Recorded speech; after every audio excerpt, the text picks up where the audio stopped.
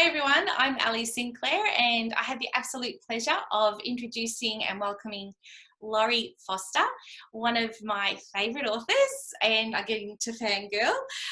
Laurie is a New York Times, USA Today and Publishers Weekly best-selling author of more than 100 titles, although I believe it's more now. Is that right, Laurie? Yeah, I think it's like maybe 120. I lose track, but I think so. I don't really sit around and count, but yeah, I believe it's over 120. Okay, we'll go with 120. Okay, good, yeah. Great, and Laurie is known for her fun, very sexy contemporary romance novels revolving around alpha males and meet and fall in love with strong independent women. Laurie's been a recipient of the prestigious RT Book Review's Career Achievement Award for series romantic fantasy and for contemporary romance. You're not sitting around and twiddling your thumbs, are you? No, not a whole lot, no. And even more fun, Laurie's been a clue in the New York Times crossword puzzle, a clue in the USA Today quick cross puzzle, and the sensual and sexy Too Much Temptation was Amazon's 2002 top-selling title in romance. So Laurie, welcome. Thank you. Thank you for having me here. That's awesome. So I thought we'd just start off with a little bit of a background about your childhood and what led you into writing. So were you a reader as a child? No, I really wasn't, because I feel like the books that they give you to read in school are almost always depressing. And I always was looking for something uplifting. So it wasn't until I was much older and my sister gave me a bag of romance novels that I discovered a love of reading. You know, before that, I was always an artsy type person, not an artist by any stretch. But my thing was always to doodle, paint. And then once I discovered books, I sort of put all that aside and have just glommed reading endlessly. And writing, obviously. Yeah, that's wonderful. So I believe you were a mum of 3 kids when your sister gave you the bag of books. And can you Right, correct. Yeah. What it was? I had some sort of a surgery, I forget what kind, and I just felt miserable, and I was in the bed and didn't even feel like watching TV. And luckily I have this amazing husband who picks up the slack. Not that I get sick very often, and I don't stay down very often because I'm sort of a frenetic person that likes to be moving. But she brought me over that bag of romance novels. And for the first one, I sort of flipped through and found a sex scene. You know, I don't know how many of us are guilty of that. But then I got so engrossed in the characters and so enthralled with what they were going through, I had to go back to the beginning to see how they had gotten to that point. And then I just ended up reading the entire bag of books and went out to get more. And back in those days, you know, we used to have 6, 8 bookstores in our neighborhood. So I could literally pack up the kids and spend all day browsing bookstores. They would each get a couple books. I would get mine, and, you know, it was a fun outing. You'd have lunch. Sadly, these days there aren't as many bookstores, you know, but which just makes the ones that are still there all the more precious and important. Yeah, that's so true. So important to you know, really support our local bookstores for sure. Mm-hmm. Yeah. Right. So did you find that your new love of reading with your romance novels that then reflected on your kids, and you read quite a bit to your kids while they were growing up?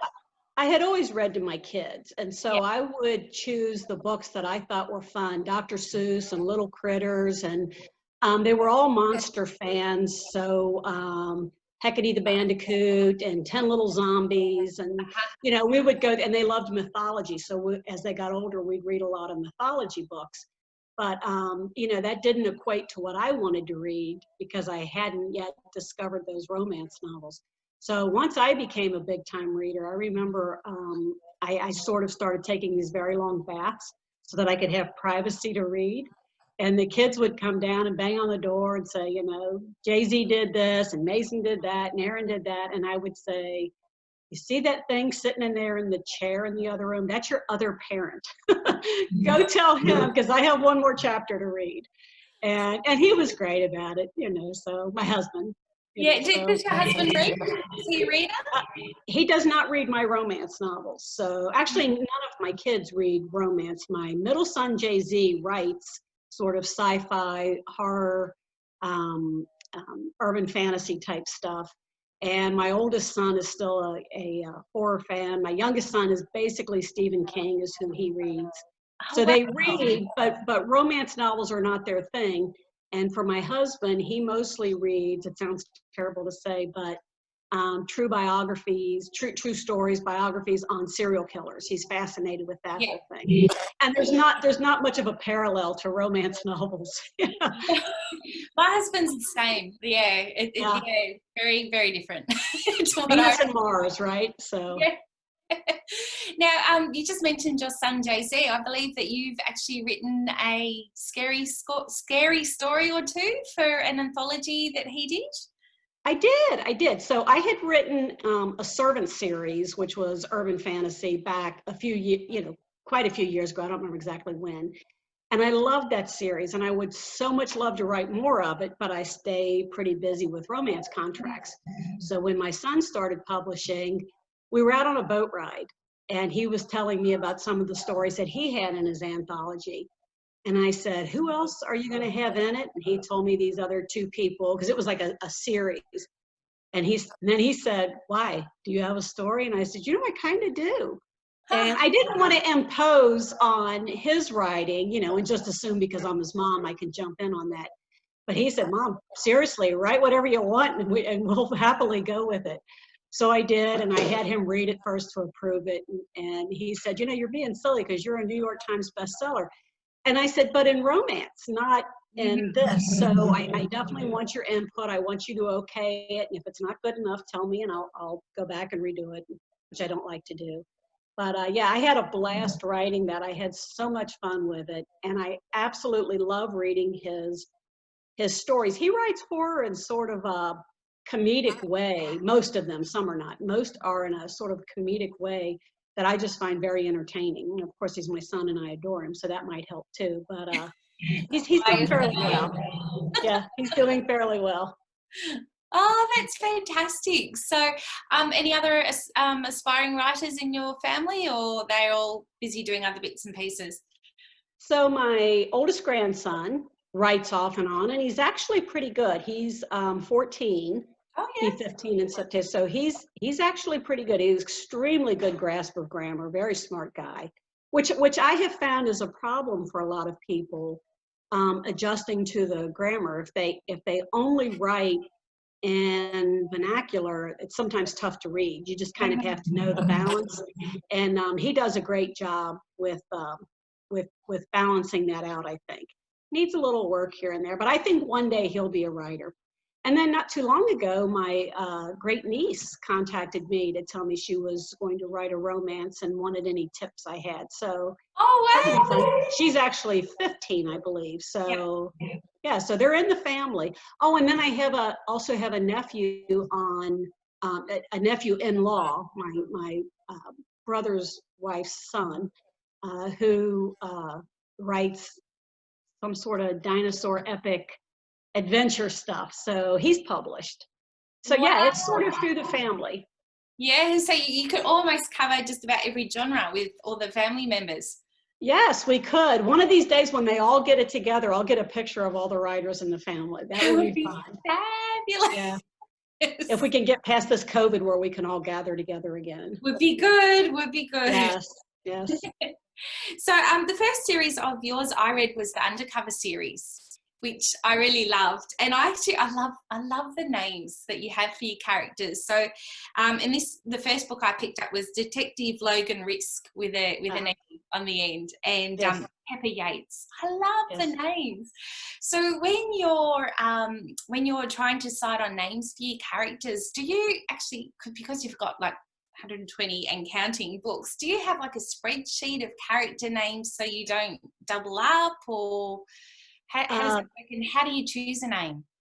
Okay, so I have accidentally doubled up every so often with like a last name or a first name, and so after, I want to say maybe 60 books, I realized that I couldn't keep track. So I tried to, whenever I came across an interesting name, I put it in a folder, an online folder for names that I like. But I will also, I use my Facebook fan page a lot. So I will go on there and I will tell the readers on there, I need, I don't know if I can say bitch on here, but I need a bitchy person. Oh. I need a name for a bitchy person. She's not going to be kind. Who wants to be the bitchy person? And you would be amazed at the number of people that want to be the bitchy person. So, or I'll say I'm writing a 7-year-old little girl with red hair and blue eyes. Who can tell me what their 7-year-old blue-eyed red-haired daughter likes? And so that's where I get a lot of the names. If I'm not in the mood to ask, because I'm like in the deep part of writing and I just want to keep going, sometimes I'll look on there and I'll just grab someone's first name and someone else's last name, you know, sort of sound them out, see if they sound okay, and go with that. So, yeah. So do you find it's quite intuitive when you choose a name? Like you might throw a few different names around and then you just know when it clicks, like it just sort of feels right for that character? I think so. So every so often I'll name a character and midway through I'll decide I don't like it. Not midway through, I never go that far. 10, 15 pages in, I might think, you know, that's not really working for me. Yeah. And I'll change it out until it feels right. And then once I get that far into it, that's just who they become. And I don't really think about the name anymore because to me, they're real people. That's their name and it just has to work, you know. Yeah, no, that makes a lot of sense. So let's have a look here. I was just wondering, if you had a dinner party and you could invite 4 characters that you've created, who would they be and why? So I was curious if I saw you were going to ask me that, and I wondered if you meant my character or someone else's character. Your characters. So out of mine, Dare from When You Dare would definitely be one of them. I think Dare is fascinating. He's such an extreme alpha guy who's also very quiet and caring, which all my alpha guys are. You know, I know some people equate alpha with a jerk, and to me, that's never been the case. Jerks are just jerks. Yeah. Alpha guys are the ones who don't think about it when something dangerous happens. They just step up and do what needs to be done. Yeah. And of course, there are alpha women too, and in some cases, there are alpha children. I saw a report the other day of this young man. A school was being attacked, and he ended up being shot several times because he stood against the door to keep people from being able to come in while the rest of the kids hid. Wow. To me, there are those alpha heroes that don't find out. He was a young man. He wasn't a child, but he was still in school. And so to me, those alpha people are out there, but sometimes they don't have a chance to know they're alpha until they're put to the test, you know? So I was very, very impressed with that story. And it's the kind of caring, bold, brave people that I like to write. So Dare would be one of the people I would want there. Grace from Too Much Temptation with Noah and Grace. Grace cracked me up.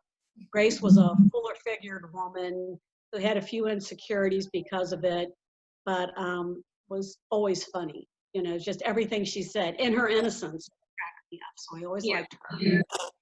And she's very warm. What's that? She's very warm. Yes, yeah. Let's see. So going back a ways, an oldie, Mick from Caught in the Act was an undercover cop, and he was sort of a broken wing hero. Moody, had a terrible home life and is still sort of moody but overprotective of the people he loves. And since he was one of my first broken wing heroes, you know, someone with a damaged past but didn't let the damaged past change them, I like him a lot, would want to keep him. Let's see, who else? You know, I like most of my characters. It's hard. I guess maybe Rowdy from Getting Rowdy, because he was just so outrageous. You know, he was just one of those people that said and did insanely hilarious, bold guy things. You know. Yeah. Well, that sounds like so it would be all men and Grace and I. Perfect. Yeah, good dinner party. Yeah. So I was wondering, I'm sure you get a lot of feedback from readers, and I'm wondering if there's any feedback that has, you know, like really touched your heart or just changed your entire day. Because I know sometimes, you know, you're writing and you're thinking a story's not working and you're wondering, why am I doing this? And then you get an email from a reader and it just changes everything. So can you tell us about some experiences or some emails or people you've met in person who have given you amazing feedback? Yeah, people, I like to try to make my characters as varied as the people that I meet, because I meet the most hilarious, warm, funny, caring, different people through writing. Sometimes only meet them online, sometimes meet them in person. But a woman wrote me during this whole COVID thing and told me that her mother was in the hospital dealing with cancer. She hadn't been able to get in to see her, and that my books were the only thing getting her through it. Oh, And yeah, when you hear something like that, because I don't put a whole lot of weight on what I do. There are so many people that do really, really important things in the world. Everyday laborers, just through the COVID thing we're going through, grocery store workers who showed up every day, truck oh drivers. yeah. So many people that I admire for so many things, and people that have a much harder life than I have. And so when someone tells you that what you're doing has a bigger impact than just entertainment, yeah, I usually cry. I'll come in sniffling and tell my husband about it and read an email to him, and usually gets me a hug and an understanding hug.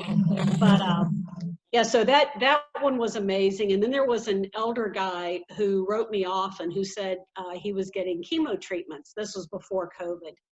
And he would write these beautiful longhand letters. His handwriting was amazing. It looked like it was a taped font because it was so nice and straight and tidy. And he would say that he had been reading Westerns, but he found that they weren't distracting him enough during his chemo treatments. So his wife was reading me. He picked it up while she was away from the room and got hooked on it. And he said he had been reading me ever since. And I think he wrote me for about 2 years. Every time he'd read a book, he'd write me with his feedback and thoughts and update me on how he was feeling. And I always wrote him back. And then he stopped writing. And that was pretty devastating because I knew his health was failing him. And so, yeah, that was, I felt like I knew him even though I'd never met him in person.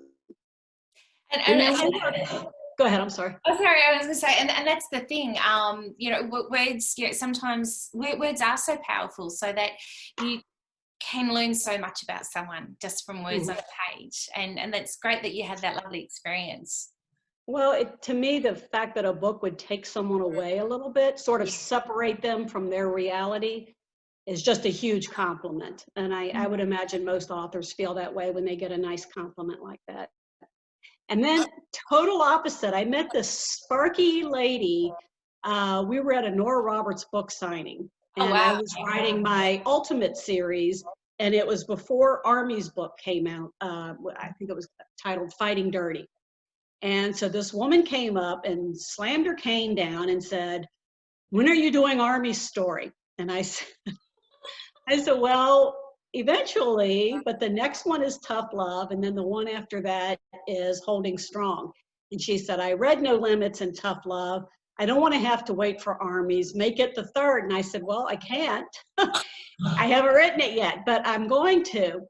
And I don't want to tell you the curse word she said, but she cursed me, told me it was BS, that she needed the D book, and she was hilariously funny, all in good fun. She wasn't hateful at all, but she was so demanding about it. My husband and I could not stop laughing, and I was trying to apologize and couldn't stop laughing at the same time. Yeah. And then I gave her a hug and got a picture with her. And so when that book came out, I hope like heck she liked it. But she kept telling me, "I'm too old. I won't make it that long." So I hope she did. I hope she did too. Yeah. She would have told you if she wasn't happy with it. And if you've never been to a Nora Roberts signing, it's packed. I mean, it's like, Nora is one of these amazing people. She puts herself at the very end. So everybody who's coming in to see Nora has to go through all the other authors first. Yeah. And so this gal was quite a spectacle in a very, very crowded room, but I loved it, so. Yeah. My very first book signing I went to was at RWA in Dallas in 2007, and I hadn't read a Nora Roberts book at that stage, and I had gone to the book signing, met a few different authors, and then I saw this line and it just went for miles and miles. Forever. And miles. I'm like, who is that? They're like, "It's Nora." And then I learned about the legend of Nora. So Yeah. She's phenomenal, and she's such a warm, caring person. I can't yeah, say that I know her well, but anytime I've met her, she just is like anybody else, you know, yeah. taking a break, and she's a smoker. She'll step outside and smoke her cigarette. She always brings in pizza and colas during the signings, and we all take a break and eat a slice of pizza and chat with Nora. And it's just amazing how she handles everything. Yeah, she's absolutely amazing. Yeah, Yeah. very, very popular lady. Yes. So let's have a look. I was just wondering, with your writing, because you write about so many different characters from lots of different backgrounds and different experiences, has there been any life lessons that you've learned, like from your characters or as your journey of being a writer? So I didn't know about myself that I was such a stubborn person. I always knew I was outspoken, but you know, I wrote for quite a while before I could finally sell a book. Yeah. And every rejection I got just made me double down and be more determined. I saw so many people around me who were giving up, and I thought, boy, not me. And my thought was always, all these people who rejected me are going to be so sorry someday. so Was it so I learned just how stubborn and confident I am that I didn't realize that I was. It certainly told me how dedicated my husband is to our marriage and to my happiness. I'd already known that, but there were a lot of times. I'm not one of these people that will say I ever neglected my kids. I was not an author that went in my room and closed my door and said, "Don't open this door unless you're bleeding or someone's dead," because I would never do that. I Yeah. was a strict parent, so my kids knew if they were going to leave the house, they had to let me know, which Yeah. meant they had to open the door. But they also were very, very respectful. So they knew if I was busy working, they wouldn't just come in to talk nonsense. You know, they would be very respectful of me working. And my husband picked up so much slack so that I could spend more time writing, especially after I first sold and, you know, was experiencing my first deadlines. And so, you know, you really see, even to this day, he just had a knee surgery. So I've been having to be sort of the chauffeur and running to the post office and the bank, jobs that normally he does all by himself, so that all I do is write. Yeah. And boy, it makes me appreciate, I always appreciate how much he does, but he keeps saying, "You're going to want to take my job now, aren't you?" And I'm like, "No, as soon as you're ready to take this back over, it's yours again, and I'll just concentrate on writing." So, you know, I know that was true, that I discovered those things about myself. And then through research, I think I expanded my world. When I wrote my first human trafficking, it was a romance. You know, the woman gets rescued, but I learned so much about human trafficking and just how widespread it is, and how it's not the exotic foreign countries that we see in movies. It's in our own backyards. It's ugly and it's dirty and it's everywhere. I mean, it's literally everywhere. And as often as not, it's exploitation of children as much as women, you know. And so that was sort of an ugly reality to face as I did my research. But, you know, and other research on abused children, I don't write abused children, but I write people who've grown up from abusive backgrounds. And, you know, that's always devastating. Rape is always devastating when you're researching it, to make sure you understand reactions and feelings and all that. So, you know, a lot of ugly stuff that you read, a lot of things that come straight from the headlines. But in my world, I'm able to turn it around and give people happy endings. And if only we could do that in real life. Oh, that'd be so good. Yeah. Yeah. If only you could solve everyone's problems. But Oh, be so great. Yeah. yes, it would. Yes, it would. So is there a topic that you would like to write about in future books that you've either been researching or that's sort of been buzzing around waiting for its moment? You know, there are political topics, Mm-hmm. but I don't dare, because it's such a dangerous, ugly climate right now, Yeah. to where you wouldn't want to. I have had senators and whatnot in past books, but these days that's not a topic I'd get near, maybe someday. And again, those headlines those topics can come straight from headlines. You know, when you're doing your research and you're not relying on headlines from media sources, because they have a job to do, right? And their job is sensationalizing things. But when you follow a story and you get down into the weeds with it, there's always so much more going on. And I think that's where you find the human aspects of it. So I'm sort of fascinated that anybody under any circumstances would want to be a politician. I can't imagine it, you know. I know. So maybe one of these days, you know. And then my oldest son is dating, well, he's in a relationship with a guy who does pageants. Oh, And yeah. so now I'm fascinated by the whole pageant thing. That's a whole series there. I know, it's a whole different thing. It's a whole different lifestyle. It's a whole different mindset. Yeah. And so I keep kicking around ideas that they sort of nudge my brain, and I'm thinking, not yet. I've got this other stuff to write. Don't get in there yet. But yeah, every time he's telling me about a story or something that happened behind the scenes, it's pretty fascinating. Oh, You know? I could imagine, and the whole, and because you've got like that special look behind the scenes by someone who really knows the ins and outs.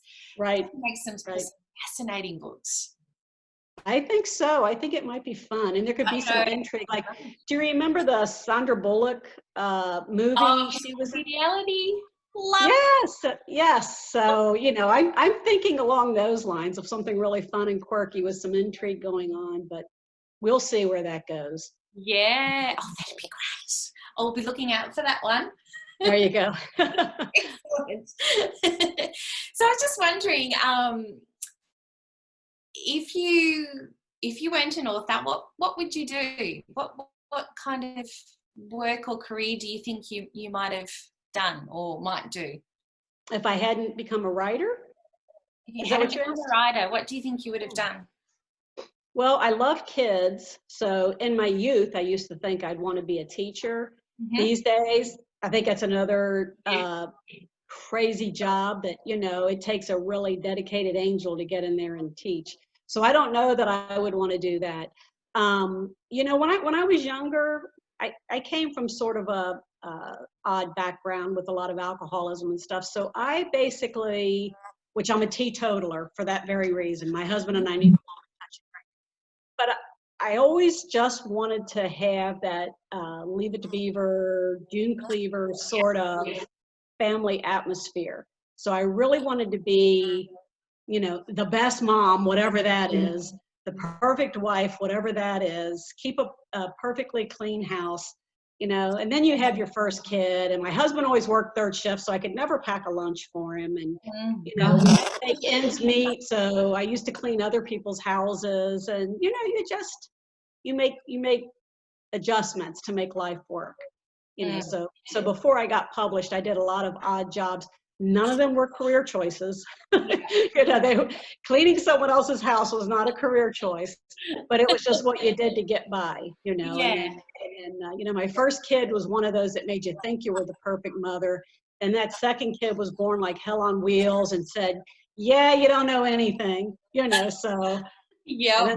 You know, they were all so different, and it just sort of breaks your idea of what is perfect, you know. So I don't know. I can't imagine any other job. Yeah, it's hard, isn't it? And I think also with authors, it's great to have lots of different experiences in life, you know, to draw from, you know, the good times and the bad times, and you know, careers or jobs that you may not necessarily have wanted to do, but you understand what it's like, you know, to have to make ends meet, or so it makes you stronger. But I also think it makes you a bit hungrier as well for the success in the career that you've chosen. I think so. And, you know, I think a lot of times, this is the old person in me speaking, that a lot of people are out to find themselves, right? And I sort of tripped into who I was because I hadn't ever planned to be a writer. But I think when you're busy surviving, yeah, you aren't really looking to find yourself. You're just busy to survive and be the best you can be under the circumstances. And I think more people need to have that survival element. Yeah. And life would be a little easier for everyone. But. I think so. And I think it also makes you appreciate the good times when they come, and also, you know, those moments in life where, you know, you've got a roof over your head, you've got electricity, like all those things that sometimes we take for granted. And I think that's probably one of the things that a lot of people are going through right now is, you know, realizing the things we took for granted, like going out for dinner with friends, is something that we can't do right now. And when we can eventually do it, we'll appreciate it all that more. Yeah, you take it for granted. We used to go to the movies twice a week. I love going to the movies. That's sort of my getaway from plotting most of the time. Every so often I plot through a movie, but when you can't go, it makes you really, really realize how much you took for granted sitting in a movie theater, eating popcorn and drinking a cola and watching a movie. You know, so. Yeah, and if someone sneezed, you know, a few rows down, it's like, oh, it's okay. You know? Yeah, you didn't think anything of it, so I got to blow my nose. Speaking of sneezing. Speaking of sneezing, I have allergies, and we've had a lot of wet weather lately, and it's just been brutal on my allergies. Oh, yes, because you're coming into the warmer part of the year.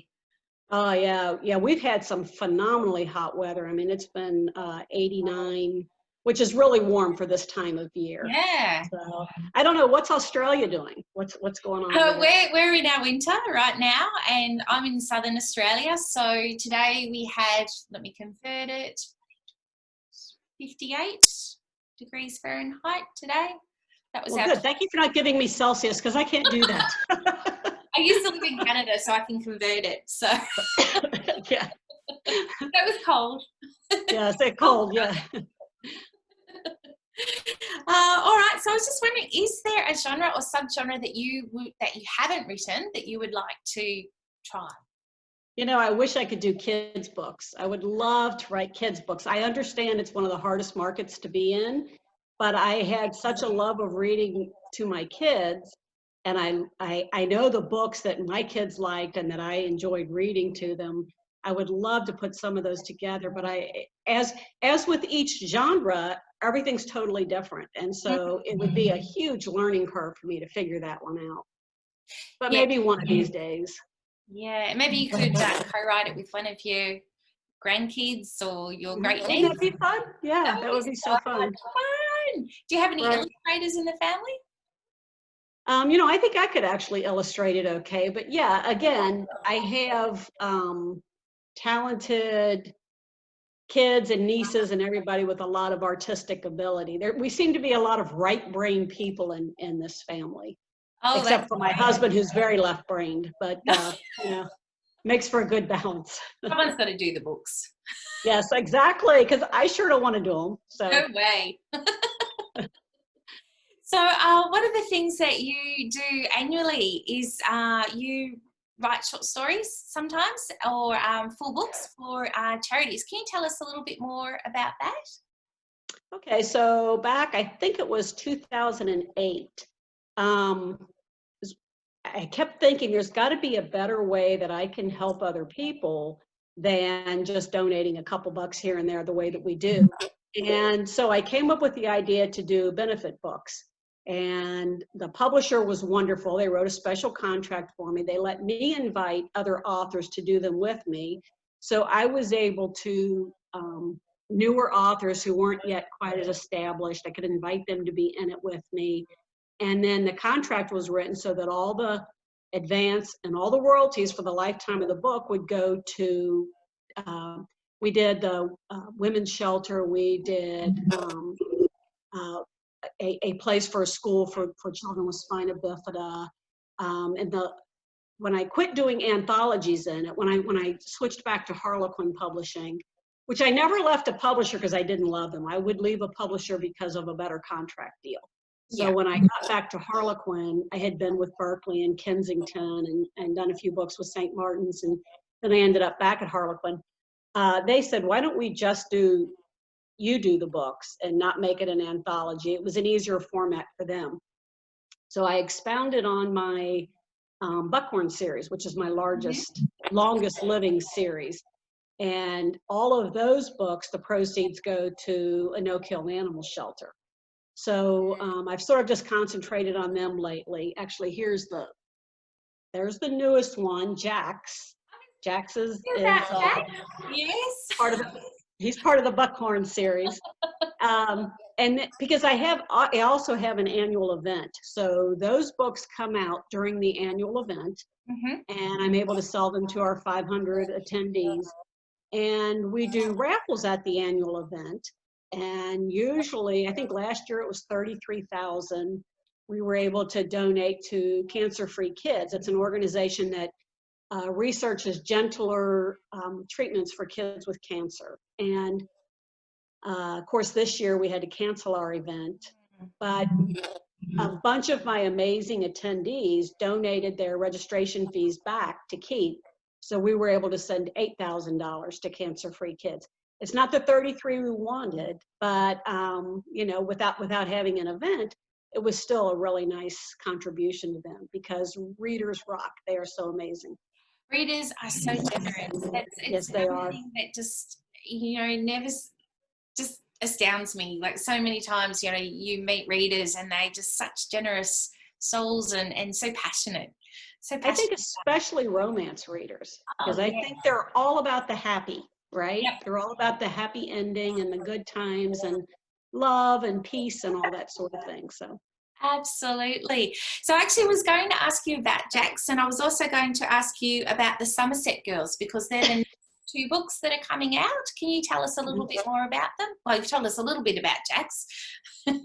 I'll show you the Somerset Girls. So the Somerset Girls was out May 19th here in the States. I'm not sure about Australia. And it's still a romance, but it's more along the lines of women's fiction-y, 2 sisters, very disparate in personalities, sort of pigeonholed by their parents. So, you know, one's supposed to be the responsible one is supposed to be the partier, but they both know that their personalities are more diverse than that. You know, they have a lot more going on than just those things that their parents have pegged them with. And they run a animal shelter, a rescue animal shelter.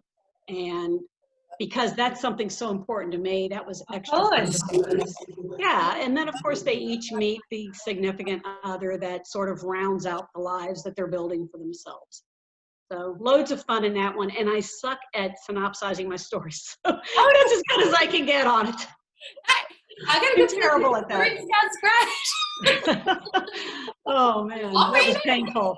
That was painful. How about I could tell you about somebody else's books, but talking about my own, I'm terrible at it. I don't really know what the focus is. Yeah. So can you tell us a little bit about Jax? Okay, so Jax this is in the town of Buckhorn in Kentucky, and there was an original 4 brothers, Sawyer, Morgan, Gabe, and Jordan. And I remember when I was writing the first of those books, and I sent it off to my editor, and she wrote back and said, "Tell me you have the other brothers." And I said, "Actually, yes, I'm almost done with the other brothers. I just hadn't polished them off to send them yet." And so that, I think, was one of my bigger marks in the world. When I wrote, Sawyer was the first brother. When I wrote his son, Casey, that was my first New York Times book. A different publisher called me to say, "Are you sitting down?" And I said yes, even though I wasn't. And she said, "Casey just made the New York Times." Wow. And I was so busy doing something. I was like, "Oh, wow, really?" You know, it took me a little bit to get excited about it. So from there, that it sort of ended there after those 4 books. And then when I decided to revive them for my benefit books, I went back and started writing all of the kids from those 4 brothers. Yeah. Jax hooked up with, I believe it was Brianna Casper, who was the youngest brother's youngest daughter. Yep.